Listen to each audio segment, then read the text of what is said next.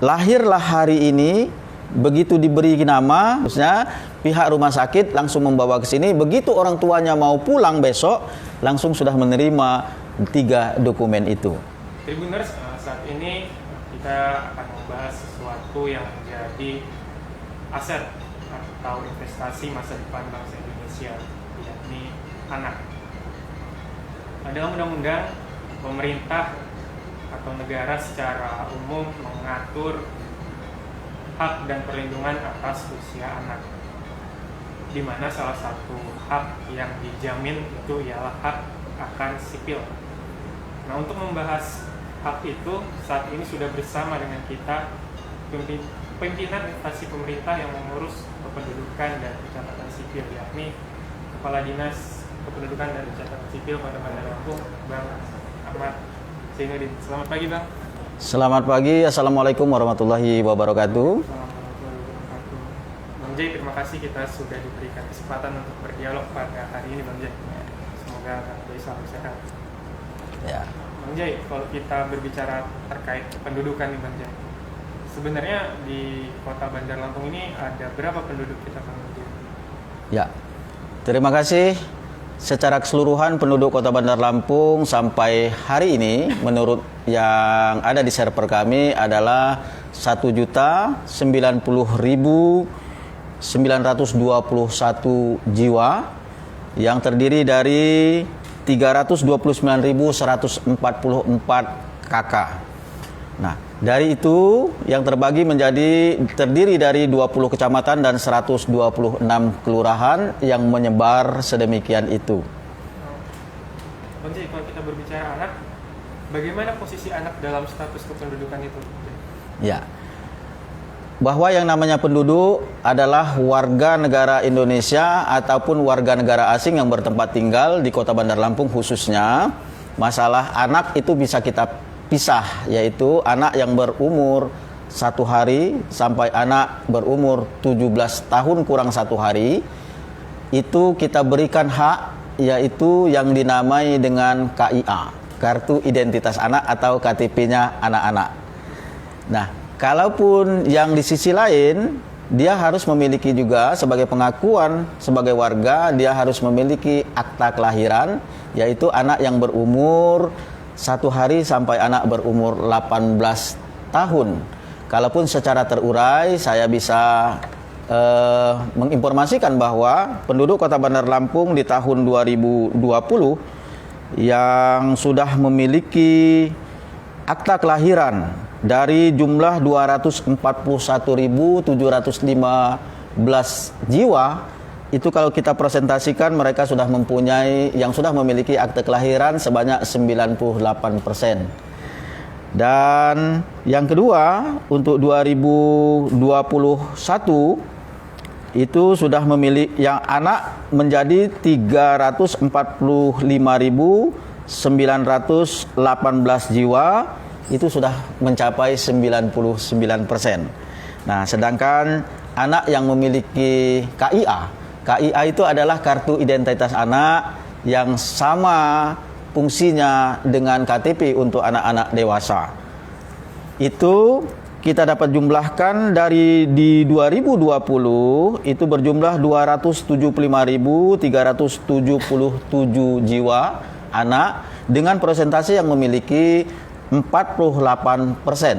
Dan di 2021 298.457 jiwa yang sampai saat ini kita bersyukur adalah 56,17%. Dan ini merupakan rekor syukur kita yang tertinggi di Provinsi Lampung.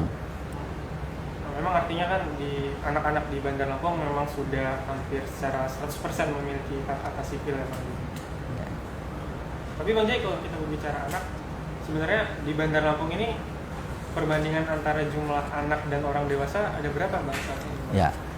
Kalau kita lihat tadi, kalau jumlah anak secara yang umur 0 atau 1 hari sampai 17 tahun dan 1 hari sampai 18 tahun, itu sekitar kalau kita ambil globalnya itu 1/4 lah dari jumlah penduduk Bandar Lampung yang berumur sekian itu.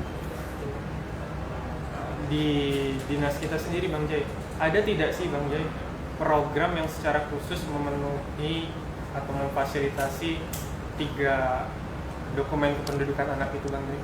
Baik. Dinas Pendudukan dan Catatan Sipil Kota Bandar Lampung, tepatnya sejak kami dilantik pada tanggal 3 Januari 2017 yang lalu sampai dengan hari ini, kami sudah menerapkan berbagai terobosan atau program yang kami beri nama adalah pelayanan 3-in-1, di mana warga Kota Bandar Lampung sebagai contoh, anaknya yang baru dilahirkan, orang tuanya cukup untuk membawa 1 bendel saja dan akan mendapatkan minimal 3 dokumen. Apa itu? 1, bila anak baru lahir, maka orang tua yang bersangkutan atau keluarga yang terdekat silahkan untuk datang secara langsung ke Dinas Pendudukan Catatan Sipil melalui loket yang sudah kami sediakan dengan membawa kakak asli. Yang kedua, membawa di mana anak tersebut dilahirkan, baik itu dari bidan, dokter, atau dari rumah sakit atau klinik tertentu yang langsung sudah diberi nama, atas nama siapa anak tersebut. Yang ketiga, orang tuanya atau siapa yang membawa ke sini warga terdekat itu membawa surat fotokopi dengan menunjukkan keasliannya berupa surat nikah atau surat kawin dari orang tua yang dimaksud. Dengan membawa 3 dokumen, dengan membawa 1 bendel itu, dia akan mendapatkan 3 dokumen, yaitu anak tersebut sebagai contoh kita beri nama Amir, maka Amir itu kita masukkan di kakak orang tuanya, jadilah dia sebagai salah satu anggota keluarga. Dan setelah masuk dalam kakak, maka si Amir akan mendapatkan akte kelahiran. Tanpa diminta sekalipun, itu sudah kita berikan, sekaligus dia mendapatkan KIA. Nah, kalau KIA ini agak beda sedikit. Kalau anak baru lahir, dia yang berumur 1 hari sampai umur 5 tahun, dia tidak perlu memakai foto, tidak perlu dipasang foto. Tapi kalau dia berumur 5 tahun lebih 1 hari sampai 17 tahun kurang 1 hari, maka wajib untuk membawa foto untuk warna apa saja, tidak ada masalah. Jadi apa yang membedakan KIA untuk umur di bawah 5 tahun dan di atas 5 tahun itu Bang? Ya, pada prinsipnya sama, cuman kita nggak mungkin mau mengambil anak yang baru umur 1 hari atau umur seminggu dan seterusnya untuk diambil fotonya, mukanya hampir sama dan seterusnya. Tapi kalau anak sudah berumur 5 tahun, itu pasti dimungkinkan dia sudah berubah dan sudah mempunyai ciri khas tertentu dan menguntungkan, memudahkan masyarakat secara luas. Kita kan melihatnya memang itu sebuah program yang efektif Bang. Namun kondisi per hari ini ada nggak sih Bang kendala untuk memaksimalkan program tersebut? Ya, kalau kendala selalu kita temui, setiap apapun program, sebaik apapun selalu kita temui. Namun kendala itu bisa kita ambil suatu terobosan atau inovasi tertentu. Kendalanya sebenarnya adalah tinggal keaktifan dari orang tua yang bersangkutan. Mau ndak membuatkan anaknya itu dokumen kependudukan dan catatan sipil. Nah, namun di sisi lain kami mempunyai terobosan dan ini sudah berjalan. Yang pertama, kami melalui kerjasama dengan pihak Rumah Sakit Cokrodipo, di mana anak-anak yang dilahirkan di rumah sakit tersebut, ya, lahirlah hari ini, begitu diberi nama, misalnya namanya Amir atau Badu dan seterusnya, pihak rumah sakit langsung membawa ke sini. Begitu orang tuanya mau pulang besok, langsung sudah menerima 3 dokumen itu. Di sisi lain, bagi anak yang sudah sekolah nih, kami sudah bekerja sama dengan KUPT ataupun Korwil dari Dinas Pendidikan Kota Bandar Lampung dan sampai saat ini sudah berjalan. Makanya cakupan kita ini cukup banyak dikarenakan hampir setiap hari kita kedatangan dari kepala-kepala sekolah untuk meminta dibuatkan. Artinya yang bersangkutan tidak perlu datang ke sini, melalui perwakilan kepala sekolah dengan membawa fotokopi KK plus membawa fotokopi akta kelahiran dan foto yang bersangkutan. Itu rata-rata sehari kami bisa cetak antara 500 sampai 600 belangko yang kami cetak untuk dijadikan KIA melalui sekolah-sekolah itu.